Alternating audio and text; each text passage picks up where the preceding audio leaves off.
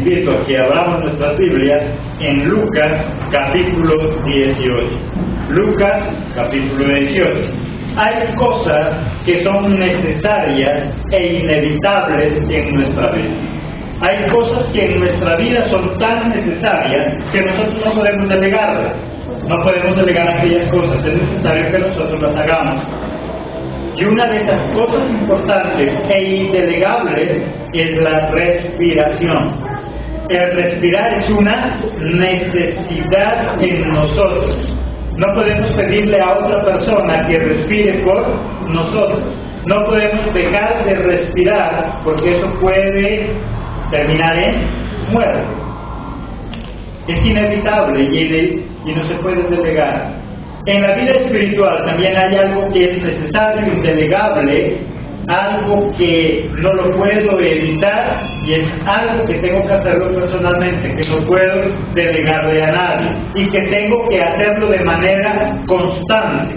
Ahí en el versículo 1, ¿de qué nos habla? También les refirió Jesús una parábola sobre la que necesidad de orar siempre y no desmayar. Si para nosotros en la vida lo importante es respirar, y es algo que no lo puedo delegar, en lo espiritual, ¿qué es lo importante según Jesús? La oración. Y dice que Él les empezaría a hablar de algo importante, que es la oración, y que yo no la puedo delegar.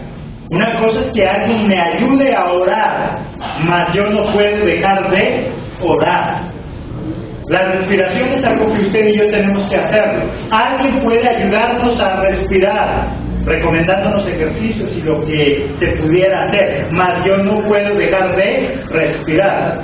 Son dos cosas que yo no puedo hacer. El respirar de manera espiritual, que es la oración, o el respirar de manera física normal, que es la que hacemos con nuestros pulmones. La oración de manera constante es tan importante para Dios que Él miró la necesidad de enseñarle a sus discípulos a través de una historia, con el fin de que les quedara muy claro la importancia de orar. La oración no es algo que si yo quiero o no. El respirar no es algo si usted quiere o no. Si usted y yo queremos vivir, tenemos que respirar. Y tiene que ser de manera constante. Yo no puedo decir, esta mañana voy a dejar que mis pulmones descansen, esta mañana no voy a respirar. ¿O alguno de ustedes ha hecho el intento? Creo que no, porque todavía están aquí. El día en que se le ocurra dejar de respirar tan solo por dejar descansar los pulmones, ese día se muere. El día en que nosotros como cristianos dejemos de orar o que lo hagamos de manera interrumpida, ese día también morimos espiritualmente. ¿Por qué hay tanto cristiano muerto o agonizando espiritualmente? Porque no respiran. Y la respiración es la oración. Y para Jesucristo es muy importante, tanto que Él se tomó su tiempo. Y Él no solamente les dijo que oraran, sino que les contó una historia con lo cual pretendía que les quedara muy claro la importancia de orar. Del versículo 2 al versículo 7 encontramos esta pequeña historia. ¿Qué nos dice? Diciendo, había en una ciudad un juez que ni temía a Dios ni respetaba a hombre. Había también en aquella ciudad una viuda, la cual venía a él diciendo, hazme justicia de mi adversario. Y él no quiso por algún tiempo, pero después de esto dijo dentro de sí, aunque ni temo a Dios, ni tengo respeto a hombre, sin embargo, porque esta viuda me es molesta, le haré justicia, no sea que viniendo de continuo me agote la paciencia. Y dijo el Señor, oíd lo que el juez injusto dijo. ¿Y acaso Dios no hará justicia a sus escogidos que claman a Él día y noche? ¿Se tardará en responderle? Y Jesús le dice, mira lo que sucedió en esta historia. Si ese juez que no tenía a Dios ni respetaba a ningún hombre, dada la insistencia de esa mujer, él respondió a sus peticiones. Y por eso Jesucristo les dice, mira él cómo hizo. ¿No hará eso mismo Jesús? ¿No hará Jesucristo también lo mismo? ¿No hará mi Padre, dice él, que va de los ejércitos, lo mismo? Si nosotros nos oramos y nos pasamos el tiempo insistiendo, ¿será que Dios no va a acceder a lo que nosotros le pedimos? El problema es que nosotros los seres humanos no nos gusta insistir.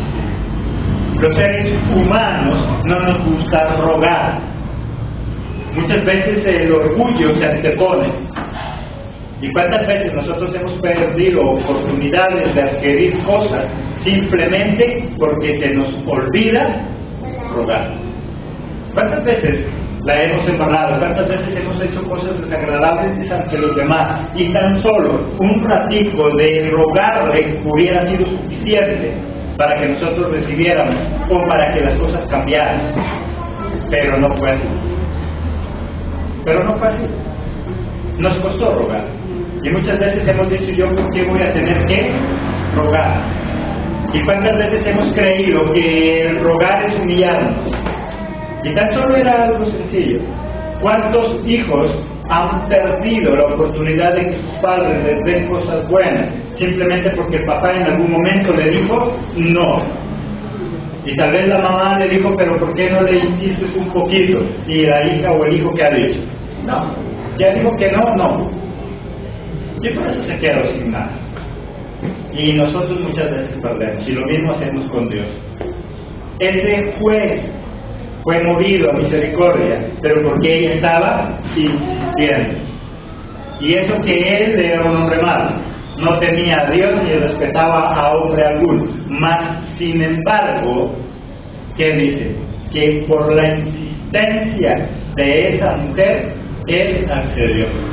Jesucristo les cuenta esa historia para que nosotros miremos la importancia y la necesidad de orar de manera constante. Los seres humanos no nos gusta rogar. En el versículo 8, ¿qué dice? Os digo que pronto les hará justicia, pero cuando venga el Hijo del Hombre, hallará fe en la tierra. El problema es que como a nosotros no nos gusta rogar, ni aquí en la tierra, ni tampoco a Jesucristo, dice que tan será eso, que cuando venga Cristo, ni siquiera va a encontrar ¿qué cosa? Fe. Porque nos vamos a cansar, porque no vamos a ser capaces de estarle rogando a Jesucristo. Ya dicen que nosotros debemos insistir constantemente en lo espiritual y en lo secular. Nosotros hacemos cosas que a otros ofenden y nosotros esperamos que a quien hemos ofendido venga a rogarnos a nosotros, en lugar de nosotros ir a rogar. ¿Cuántos hogares se han destruido? ¿Cuántos hogares están a punto de destruirse? Simplemente porque el orgullo nos gana, porque nos cuesta ceder, porque al esposo le cuesta irle a rogar a la esposa y a la esposa lo mismo, le cuesta irle a rogar al esposo. Y los dos consideran que hacerlo es rebajarse. Y por eso el hogar está como está. Y por eso viven en un infierno. Porque ninguno de los dos quiere rogar. Y en lo espiritual, lo mismo. La excusa de muchos en lo espiritual es que Dios no necesita que le pidamos porque Él ya lo sabe. Mas sin embargo aquí dicen que nosotros tenemos que insistir sin cesar. Pero nosotros ¿qué decimos? Dios lo sabe todo. Él conoce mi necesidad. Sí, Él conoce nuestra necesidad, pero Él también quiere escucharlo de nosotros. Y ese es nuestro pretexto para no estarle rogando a Dios. Es que Dios ya lo sabe, Él ya conoce mi necesidad, yo no tengo para qué estarle pidiendo. Y es verdad, Él lo conoce todo, Él sabe todo, a Él no le podemos ocultar nada. Pero una manifestación de humildad es también decirle a Él qué es lo que nosotros necesitamos. Así Él lo sepa. Si un hijo tiene hambre, él sabe que el papá le provee, pero nada pierde con también pedirle al papá o a la mamá. Pero como a veces nosotros pensamos que eso es una obligación y que ella lo sabe todo. Orar, siempre hemos dicho, es que hablar, y nos quedamos con ese mínimo significado. Pero orar es mucho más que simplemente hablar. Orar es que entrar a la presencia de Dios. Orar es tener intimidad con Dios. A través de la oración podemos entrar a la presencia misma de Dios. La oración es como esa puerta que me permite entrar a la presencia de Dios, al trono celestial. El problema es que como estamos tan ocupados renegando en la oración porque Dios no nos hace el milagro, el problema es que estamos tan ocupados diciéndole a Él nuestras quejas que no tenemos tiempo de disfrutar de Él. Y muchos en la oración no disfrutan porque están muy ocupados lamentándose, porque están muy ocupados pidiéndole, pero muy pocos entramos en esa presencia de Dios a través de la oración. Pero si la oración es hablar y si la oración es de tener intimidad, significa que depende mucho de nuestra actitud. Muchas de las cosas que nosotros hablamos ofenden a otros, no tanto por lo que hablamos, sino por la forma como hablamos, por nuestra actitud. Usted puede pedir un favor, ¿y sabe por qué no se lo hace? No porque no se lo quieran hacer, sino porque cuando usted y yo vamos a pedir ese favor, vamos con mala actitud. A veces ofendemos a nuestra esposa, a nuestro esposo, no por lo que le estamos diciendo, sino por la actitud, por la forma como nosotros hablamos. Así sea para corregir, tenemos que tener una buena actitud. Así sea para regañar o castigar, tenemos que tener una buena actitud. Y ya que el orar es hablar, ¿cuál es mi actitud cuando yo estoy hablando? Si a otros ofendemos cuando hablamos por nuestra actitud, ¿qué pasa con Dios? Tomemos esa mínima definición de orar. Orar es que hablar. Pero ¿cómo estamos hablando? ¿Cuál es nuestra actitud? Vamos a mirar cuál es nuestra actitud frente a la oración.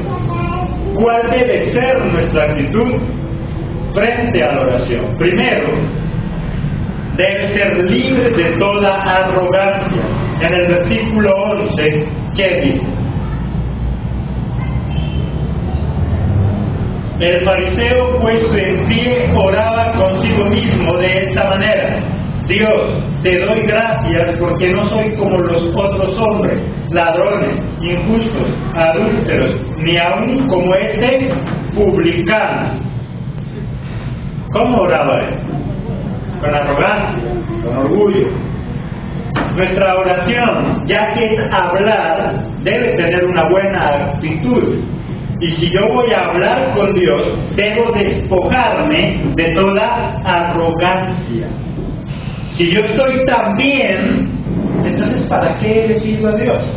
Si yo ya digo estar perfecto y no va a faltarme nada, entonces ¿para qué le clamo a Dios? Pero a veces nuestra actitud hace que no veamos un milagro.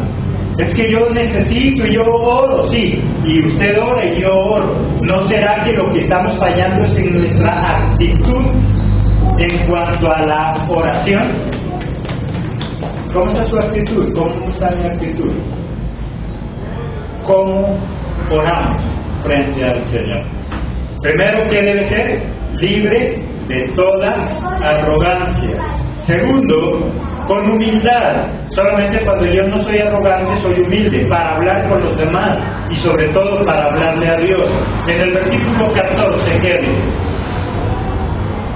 Os digo que éste descendió a su casa justificado antes que el otro. Ahí nos está hablando de otro que sí se humilló. Usted ya lo tiene que leer ahí. Porque cualquiera que se enaltece será, que dice, humillado, y el que se humilla será enaltecido. Aquel que se humilla, su oración será escuchada. Necesito humillarme. Si yo quiero orar y hacer una oración que a Dios le agrade, primero, ¿qué tengo que hacer? Despojarme de toda arrogancia. Segundo, ¿qué tengo que ser? Humilde. Y no solo con Dios, con cualquier persona. Si usted necesita un favor de alguien, tenemos que hacer esos dos puntos. Tengo que dejar mi arrogancia. Hay gente que por arrogante no va a pedir el favor. Y por eso vive mal. Y por eso a veces no tienen ni trabajo. ¿Sabe por qué hay tanta gente desempleada allá afuera? Porque hay mucha gente arrogante. Espera que los empresarios vayan a rogarle que vuelva a su trabajo. Y su arrogancia y su falta de humildad le impiden ir donde su patrón y pedirle perdón. Porque es arrogante y porque le falta humildad. Y por eso sigue desempleado. En la casa, ¿cuántas veces nos niegan favores? No porque no nos amen, no porque no nos los quieran hacer, sino porque somos arrogantes y nos falta humildad. Pensamos que porque como es mi mamá, me tiene que hacer el favor. Pensamos que porque como es mi familiar, me tiene que hacer el favor. Y me cuesta dejar de ser arrogante y me cuesta ser humilde. Si yo quiero un favor, tengo que ser humilde. Tercero, mi actitud frente a la oración. Tengo que ser tan sencillo como un niño. En el versículo 17, ¿qué dice? De cierto os digo, que el que no recibe el reino de Dios como un niño, ¿qué dice? No entrará en él. Quien no recibe el reino de Dios con la actitud de quién? De un niño, ¿qué va a pasar? No podrá entrar al reino de Dios. No va a poder entrar, porque un niño es capaz de perdonar. Un niño es capaz de recibir algo, una promesa, sin cuestionarlo. Y a veces nosotros cuestionamos las promesas de Dios. El niño es capaz de creer sin objeción. El niño, cuando usted le promete algo, él lo cree sin meterle lógica a lo que usted le está prometiendo. Y algo que igual todos sabemos. Si usted a uno de sus hijos, el más pequeño, usted le dice que se tire del segundo piso y que usted lo va a recibir, él no lo duda. Él simplemente se tira. Y mi actitud frente a la oración tiene que ser de esa manera, como la de un niño, que es capaz de creer. Pero a veces nosotros no recibimos milagros porque siempre estamos cuestionando. ¿Será que sí? ¿Será que Dios puede? Pero es que ese problema es tan grande, pero yo no creo que Dios lo pueda hacer. Cuestionamos. ¿Cómo debe ser mi actitud entonces? Como la de un niño en cuanto a su sencillez. Pero si nosotros oramos con arrogancia, ya no podemos ser como un niño. Un niño, a no ser que le hayan enseñado prejuicios, un niño no es arrogante. Un niño es humilde. Un niño es capaz de compartir con todos. A no ser que haya copiado ya los defectos de los adultos. De lo contrario, un niño es capaz de entregarlo todo por los demás. Cuarto, estar dispuesto a incomodarse para poder llegar a esa persona. Versículos 22 al 23.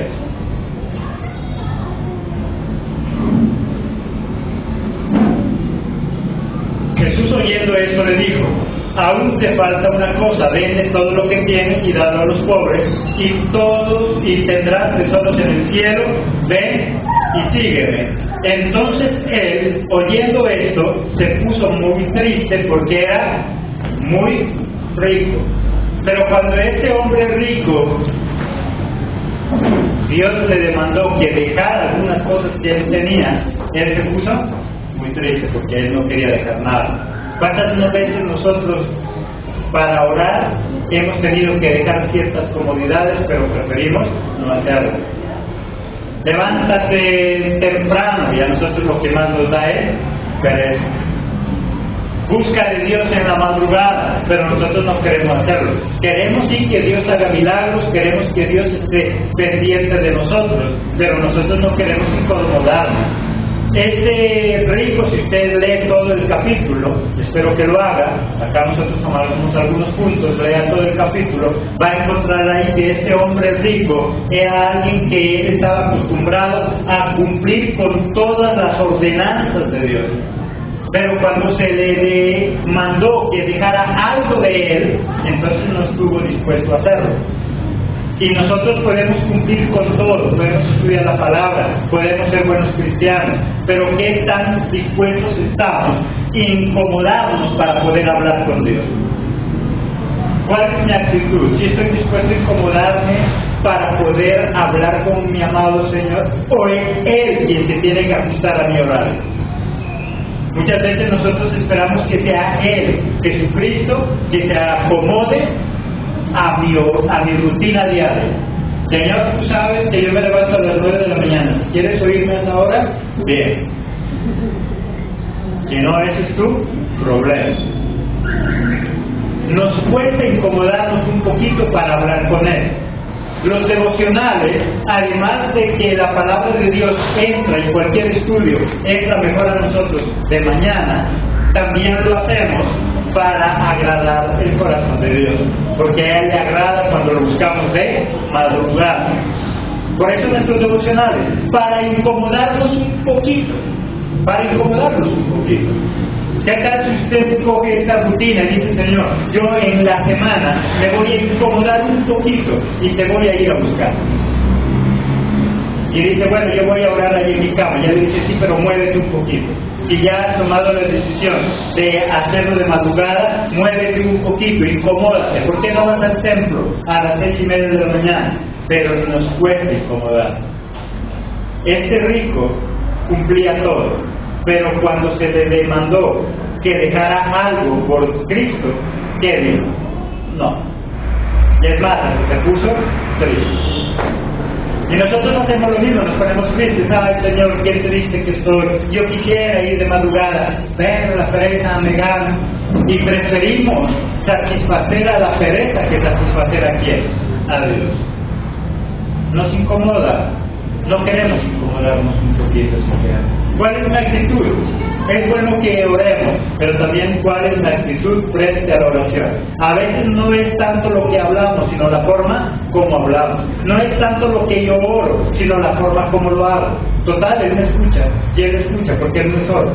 Pero la cuestión es cómo lo hago, cuál es mi actitud. Estoy dispuesto a dejar algo por Él, a dejar esas sábanas, a dejar esas cobijas. Estoy dispuesto a incomodarme un poquito, pero a veces nosotros no lo hacemos. Pero sí queremos grandes bendiciones de parte de Dios. Quinto, debemos creer que para Dios todo es posible. Versículo 27, que dice: Él les dijo, lo que es imposible para los hombres, ¿qué dice? Es posible para Dios. Lo que es imposible para los hombres es posible para Dios. Cuando yo oro, debo hacerlo estando seguro de eso. Cuando yo oro, debo estar convencido que para Dios todo es posible. Pero si usted ora pensando que tal vez Dios no va a poder hacer ese milagro, en vano está orando. Debo orar convencido de que para Dios todo es posible. Tal vez para usted es imposible reunir el dinero para pagar esta deuda. Para usted y para mí tal vez es imposible. Pero debo orar creyendo que para Dios es posible. Es posible. Es posible que esta tarde sea sano, si lo creo. Es posible que esta tarde Dios envíe la provisión, si lo crees.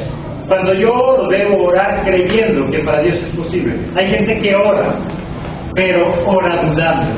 Por lo tanto, ahí está perdiendo el tiempo. Hay gente que ora todo un día, toda una tarde, pero ora con duda. pero ora creyendo que tal vez eso no es posible. Y para orar necesito, ¿qué cosa? Creer que para Dios todo es posible. Sexto, debo creer que cuando yo dejo algo por Dios, Él siempre tiene nuestra recompensa.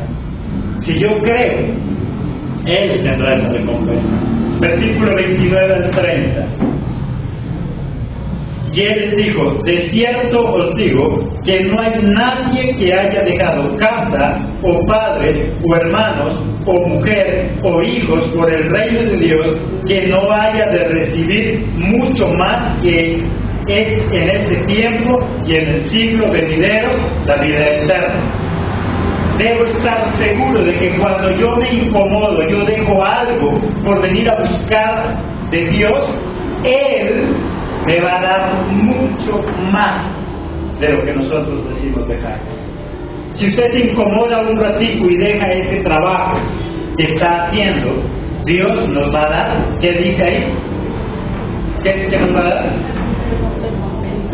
Nos va a dar la recompensa. Pero yo debo creerlo. Si yo digo: Señor, yo voy a ir un día en la semana y te voy a buscar de madrugada, Él no se va a quedar sin darnos la recompensa. ¿Qué es la recompensa? Ya muchos la hemos recibido en nuestro hogar, en nuestro trabajo, en nuestra vida personal, en nuestro estudio.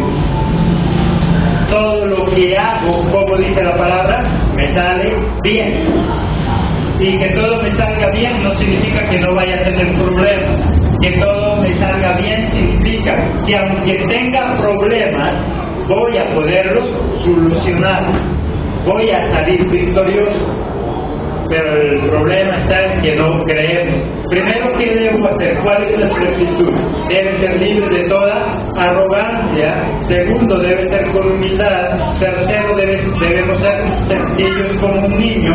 Cuarto, debemos estar dispuestos a incomodarnos un poquito por la causa de Dios. Quinto, debo creer que para Dios todo es posible. Sexto, debo creer que si yo hago eso voy a tener recompensa de parte de Dios. Séptimo, debemos clamar. Versículo 38.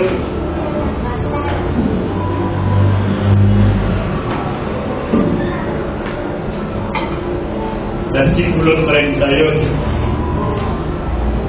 Entonces dio voces diciendo: Jesús, hijo de David, ten misericordia de mí. Había un ciego ahí en el camino, igual usted ya conoce la historia, que cuando se enteró que Jesús iba a pasar, lo que él hacía que era clamar. Porque una cosa es pedir y otra cosa es clamar. Cuando yo clamo me sale del corazón. Cuando yo clamo puede ser hasta aún con desesperación, con llanto. Pero ¿cuántos de nosotros hemos llorado pidiéndole a Dios?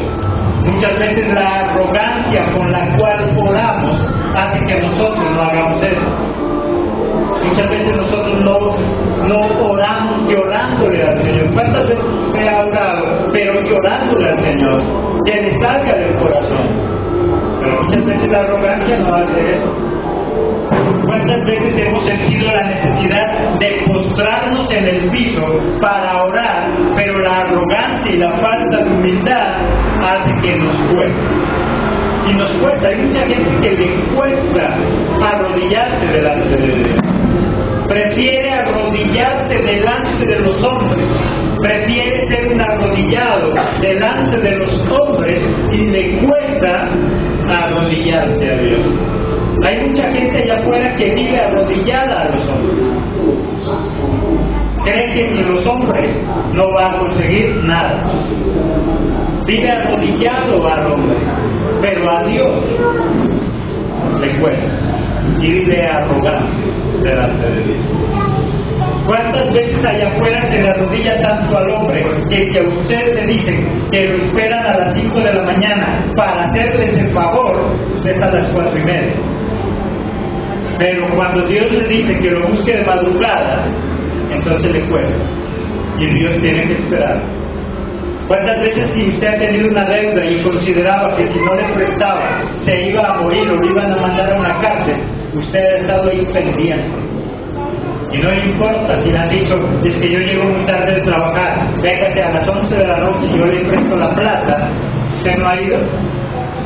¿Usted ha ido allá? Si esa persona le ha dicho, yo no tengo tiempo en otro horario, si quiere, vaya a las 5 de la mañana y yo le tengo la plata, esa noche que duerme, y va. Pero cuando se trata de Dios, y Él le dice, ¿por qué no me vienes a buscar a las 6:30 de la mañana, donde todo el mundo está despierto, menos usted? Le cuesta. ¿Sí? Porque es lo más triste. Donde todo el mundo, cuando nosotros empezamos los anillos de seguridad, la oración a las 6:30 de la mañana, yo pensaba que íbamos a ser los primeros en levantar. Y la sorpresa es que cuando yo abro la puerta de la casa, me encuentro que los niños casi me atropellaban, porque todos iban corriendo. ¿A dónde? Al colegio. Y me di cuenta que a las 6:30 de la mañana, el único que estaba durmiendo era yo. Porque todos los demás andaban despiertos, en las cosas del mundo, en las cosas de afuera. Pero para las cosas de Dios nos cuesta. Para las cosas de Dios no lo podemos hacer. Por eso es que siempre vivirá arrodillado ante los hombres. Porque para los hombres sí nos desarrodillamos, pero para Dios nos cuesta arrodillarnos. Y esa vez sentí vergüenza delante de Dios, porque a veces me daba pereza levantarme a esa hora, y me dio vergüenza. Cuando yo dije, mire cuánta gente, usted levántese a las 6:30 de la mañana, y para muchos allá afuera ya es tarde. A las 6:30 de la mañana ya es tarde. La gente anda corriendo de un lado para otro, unos a trabajar, otros a dejar a sus hijos al colegio. Y entonces me dio vergüenza. Dije, Señor, ¿cómo es posible que yo pensara que levantarme a las 6:30 de la mañana a orar era mucho esfuerzo, sabiendo que más de la mitad del mundo ya está levantada para cosas del mundo? Y el único que me hacía carga era mí. De ahí me dio tanta vergüenza que dije, Señor, es imposible. ¿Cómo es posible que no me levante para algo tan grande, para alabarte y para adorarte? Si el mundo a esa hora nos da ejemplo, y más de la mitad del mundo está levantado, solamente usted que está pensando que es muy de mañana. Solo usted piensa que está haciendo un gran esfuerzo. Los demás hace rato están levantados. Octavo, debemos conocer a nuestro Dios. Versículo 38, la parte B, ¿qué nos dice? Entonces dio voces diciendo que Jesús, hijo de David. El ciego sabía que Jesús era del linaje de David. El ciego sabía muy bien a quién le estaba pidiendo. El problema es que muchos de nosotros no sabemos a quién le pedimos.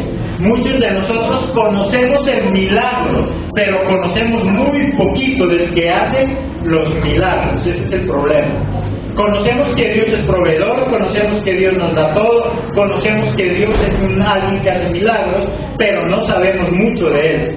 Y la única forma de saber de Él es a través de la palabra. Si usted y yo somos personas que nunca leemos la Biblia, lo único que sabemos es de alguien que hace milagros, y eso lo sabe todo el mundo, eso lo sabe cualquiera. ¿Quién no sabe allá afuera que Dios hace milagros? El más malo hace milagros. Es más, en Santiago la palabra de Dios que dice que si nosotros creemos hacemos bien, pero hay alguien que cree también. ¿Quién? El diablo.